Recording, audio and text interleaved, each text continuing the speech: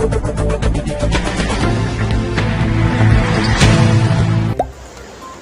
मैं मोनिका दास, आप देख रहे हैं आई न्यूज के न्यूज बुलेटिन में आपका स्वागत है। नजर डालते हैं अब तक की सुर्खियों पर।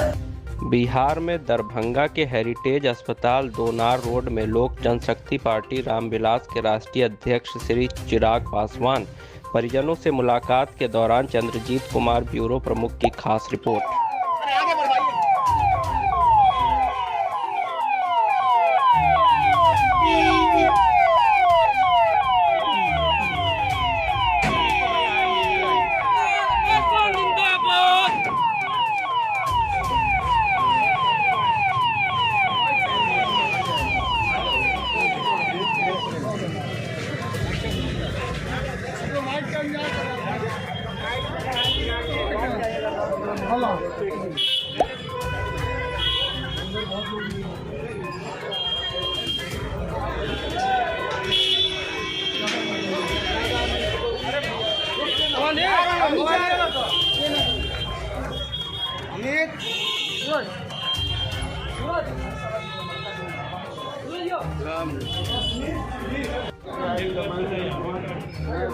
बिहार के दरभंगा जिला में हूँ और मैं ये बताना चाहूँगा कि रामविलास पासवान के चिराग पासवान जो राष्ट्रीय अध्यक्ष है लोक जनशक्ति पार्टी रामविलास के, वो अपने परिजन से मिलने हेरिटेज हॉस्पिटल में आया है और उन परिजन से मिलना है और उनकी दिलाना चाहिए।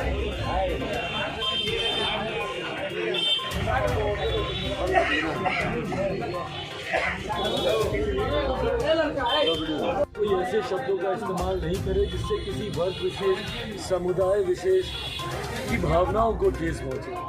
ऐसे में आपका ऐतराज़ प्रधानमंत्री नरेंद्र मोदी पर था, पर उनसे अपनी खिलाफत दर्ज कराते कराते पूरे समुदाय पर आप चले गए कि हर चोर नेतृत्व हो। आपने कई और नाम भी इस दौरान ये गलत है, ये हम सब ने सुना।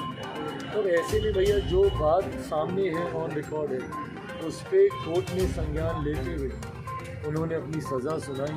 मुझे नहीं लगता कि इसमें कहीं पे भी कोई और लूप होल है या किसी भी गलत दृष्टि से लिया गया ये फैसला। मुझे लगता है कानून में अपने अधिकारों का पालन करते हुए। सवाल ये उठ रहा है कि इसके खिलाफ अगर कोई उनकी नाराज़गी है तो कहीं अपील नहीं की है, तो क्या लगता है कांग्रेस राजनीति कर रही पूरे मसले को लेकर? अपील करना आपका अधिकार बनता है। क्यों राजनीति, इसमें राजनीति करके क्या मिलेगा आपको लग रहा है राजनीति हो रही है इसमें? भाई कहीं ना कहीं राजनीति करने का प्रयास तो किया ही जा रहा है। मैं बार बार इन बातों को कहना, इन दलीलों को देना ये गलत है, न्यायालय तक पे आप उंगली उठा देते हैं। देखिए, हम लोग ऐतराज़ इसी बात का, आपका अगर विरोध एक व्यक्ति विशेष से क्यों है? प्रधानमंत्री का विरोध करते करते आप पूरे समुदाय का विरोध करने लगते हैं। अब नीतियों का विरोध कीजिए। आप बोलिए कि प्रधानमंत्री जी की नीतियाँ सफल नहीं हुई या उनकी नीतियों से देश को लाभ नहीं हुआ। आप विदेश में भी जाकर आप देश के अपमान करने वाली बातों का, भाषा का आप इस्तेमाल करते हैं। देश में भी आप ऐसी भाषा का इस्तेमाल करते हैं जहाँ पे कुछ लोगों की भावनाओं को ठेस पहुँचती है। और ऐसे में जब आपके ऊपर कार्रवाई होती है उसमें भी आप राजनीति करते हैं, ये कहीं से भी उचित नहीं है। न्यायालय को न्याय प्रक्रिया का पालन करने दें, आप अपने कार्य करें। विपक्ष की भूमिका में होने के नाते सत्ता पक्ष की कमजोरियों को उजागर करें। व्यक्ति विशेष का विरोध करना आपका कार्य नहीं है, आपकी जिम्मेदारी नहीं है। नीतियों का विरोध कीजिए ना, उनको उजागर कीजिए गलत नीतियों को। पर जब आप ही गलत राह अपना लेंगे तो न्यायालय तो अपना रास्ता अपनाएगा।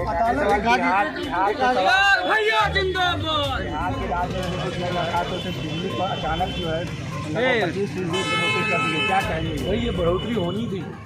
मैं पिछले 2 महीने से लगभग प्रेस वार्ता के माध्यम से हर ज़िले में हम लोगों ने धरना प्रदर्शन के माध्यम से, वहाँ के अधिकारियों से मिलकर उनको ज्ञापन सौंपने के माध्यम से हम लोगों ने बार बार इस बात को उजागर करने का प्रयास किया कि राज्य सरकार जल्द ही बिजली में एक बड़ी बढ़ोतरी करेगी।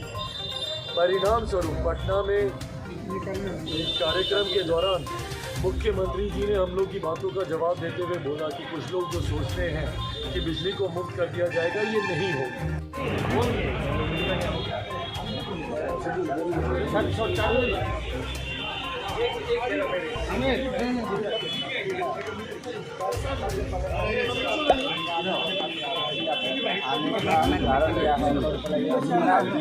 राहुल गांधी जारी कर दिया, क्या कहेंगे? ये मुझे लगता है पूर्णतः ये न्यायिक प्रक्रिया का हिस्सा है। कानून के प्रावधान ही ऐसा कहते हैं कि अगर किसी को 2 साल या उससे ज़्यादा की सज़ा होती है तो तत्काल प्रभाव से उनकी संसद सदस्यता उनकी बर्खास्त कर दी जाती है। विडम्बना कहिए या संजोग कहिए, इसी के खिलाफ एक अध्यादेश 2013 में यूपीए सरकार और तब के प्रधानमंत्री आदरणीय मनमोहन सिंह जी लेकर आए थे।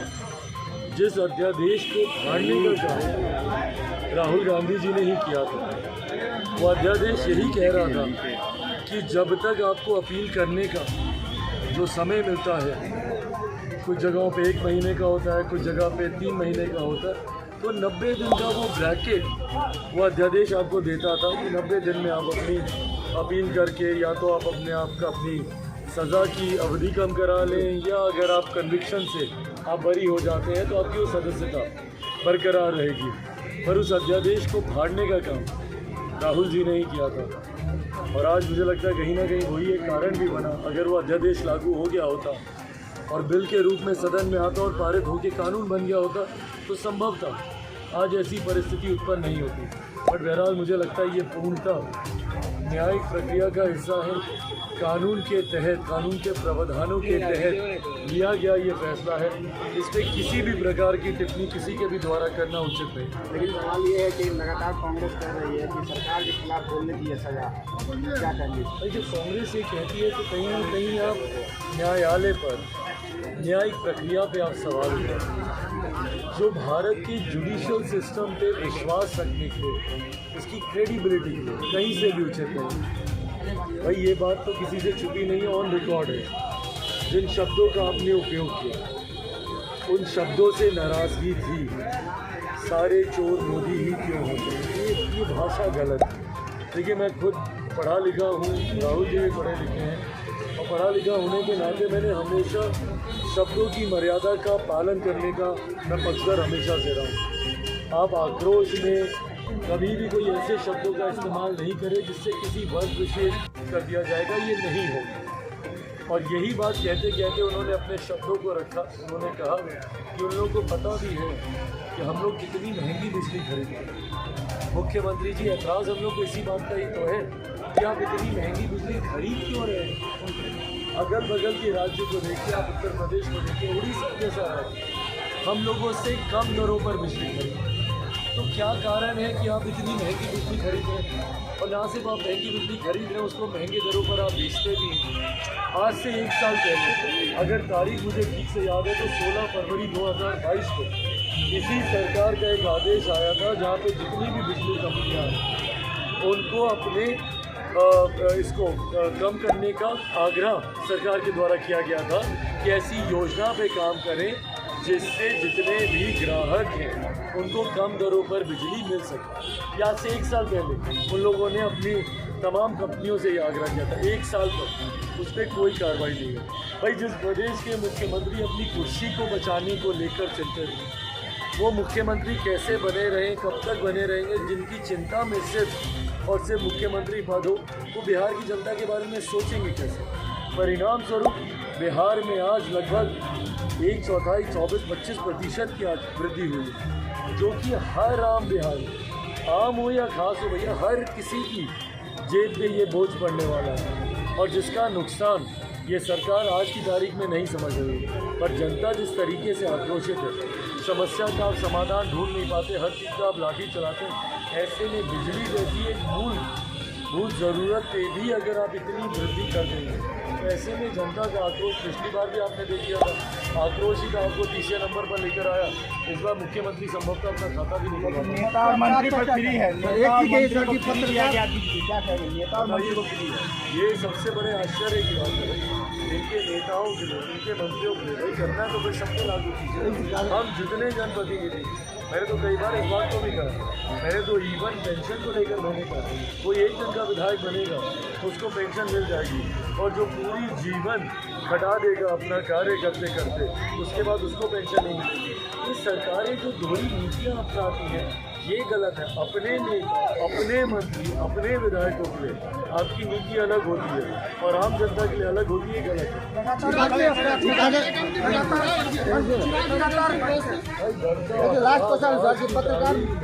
मुख्यमंत्री नीतीश कुमार जी की सबसे बड़ी विफलताओं में से जंगल राज का विकल्प ये बनकर आया। जंगल राज शब्द इन्हीं के द्वारा दिया गया।